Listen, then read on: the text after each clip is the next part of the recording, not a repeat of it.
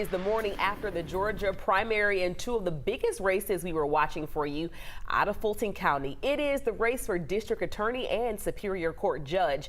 Dare I say, national eyes were on these races. Ariana Maniz with 11 Alive's political team joining us with reactions from both sides. Ariana, big wins for both of these incumbents. That's right, DA Fonnie Willich and Judge Scott McAfee over the last months, they've been tied up in their involvement in the Georgia election interference case. In addition to running now winning campaigns, last night we saw them both celebrate big victories. Last night, DA Fonnie Willis, she celebrated her victory by claiming and winning the Democratic primary with 87% of the vote. She beat progressive attorney Chris Y. Smith and is now set to face off against Republican Courtney Kramer in the fall. Following her win, this is what she had to say.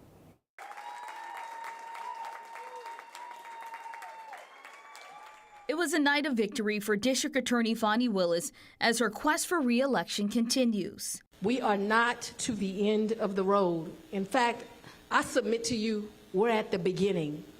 The campaign does not end tonight. It begins tonight. Willis clinched the win in the Democratic primary for Fulton County District Attorney, defeating progressive attorney Christian Y. Smith. Willis says her victory was voters sending a message. Everyone is entitled to some dignity. And it's a message that's pissing folks off, but there is no one above the law in this country, nor is there anyone beneath it. Willis will now face Republican challenger attorney Courtney Kramer in the November general election. Kramer was unopposed in the Republican primary. Be, an attorney and especially a DA, you have to have a good head on your shoulders. You have to know the rules of professional conduct. You have to know when you have a conflict of interest. And I have that. Fonnie Willis has proven that she does not have that. Kramer formerly worked in the White House counsel's office under former President Donald Trump and says she would recuse herself from the ongoing election interference case. Meanwhile, it was also a night of victory for Fulton County Superior Court Judge Scott McAfee. What I take is a sense of gratitude. I'm very much overwhelmed by what we're seeing as the results that come in. He defeated his opponent, Robert Pateo, with 83% of the vote, where he'll serve a full 4-year term beginning in January. What I'm hearing is to keep doing the work, to keep giving both sides a fair day in court, to treat everyone with respect and dignity, and that's what I plan to keep doing the next 4 years, and I'm looking forward to getting back to it. Now, Judge McAfee's contest was nonpartisan, which means he does not have to run again in the general election come November. He can now shift his attention back to the bench. Meanwhile, for DA Fonnie Willis, the campaign continues as she'll have to face off against attorney Courtney Kramer in the November general election. Reporting live from Fulton County, I'm Ariana Maniz for 11 Alive. Back to you. Ariana, thank you. Taking you to Cobb County this morning where there is a pretty big upset. District Attorney Flynn Brody Jr. lost his primary. Fellow Democrat Sonia Allen is moving on to the November election, winning with 55% of the vote. Now, Allen currently works in Fonnie Willis's office as part of the anti-corruption unit in Fulton County. There was no Republican there on the ballot. Turning now to Liza Lucas in Georgia's 4th largest county, where a major race will go to a runoff. Liza Lucas is live in DeKalb with this morning's results. Good morning, Liza. Good morning. Yes, here in DeKalb County, the race is not over yet. We started with 3 candidates vying for the role of DeKalb County CEO as CEO Michael Thurmond steps down, coming up on a term limit and is retiring. Well, the voters have spoken, at least partly, and we're now down to 2.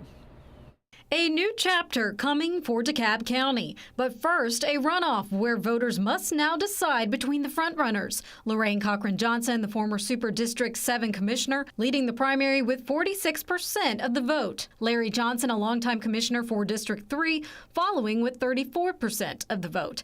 Johnson previously touting himself as continuing current CEO Michael Thurmond's legacy, telling 11 Alive at his watch party that he's feeling good about where his campaign stands. It's about the people. It's about making sure that we can connect the dots, fill these potholes, make sure our young people are thriving and winning, make sure our seniors are respected and heard, that they have a place at the table. It's making sure that we understand about international business and economic development. Johnson saying he brings all those things to the table. Cochran-Johnson telling 11 Alive she's ready to make the hard decisions, knowing the responsibility the role of CEO entails. DeKalb County has the only CEO form of government in the state of Georgia. There is a great deal of power that is vested with the CEO.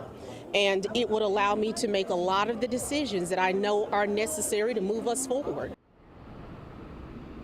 Moving forward, the runoff will be held on June 18th. So once again, DeKalb County voters will return to the polls to select their new CEO. We should also mention that Steve Bradshaw got 19% of the vote when it came to the primary. So those votes are very much up for grabs in the weeks ahead. Live in DeKalb County, Liza Lucas, 11 Alive News. All right, Liza, thank you. Some other closely watched races. 2 Metro Atlanta sheriffs looking to stay on the job. First, in Clayton County, there's going to be a runoff between incumbent Levon Allen and challenger Democrat Jeffrey Turner. Allen got about 50% of the vote, but fell just short of that required 50% plus 1 needed to win outright. In the race for Fulton County Sheriff, incumbent Pat Labatt has defeated 3 Democratic challengers, winning 54% of the vote. This win despite scrutiny around the Fulton County Jail, its conditions, and inmate deaths. Coming up in our next half hour, we're going to hear from the sheriff on last night's win and his plan moving forward. In Gwinnett County, the proposed city of Mulberry is projected to move forward with 57% of the vote.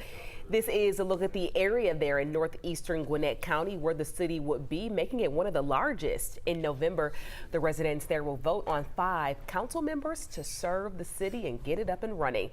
And you can see all those election results right now on 11alive.com. It is right there on our homepage.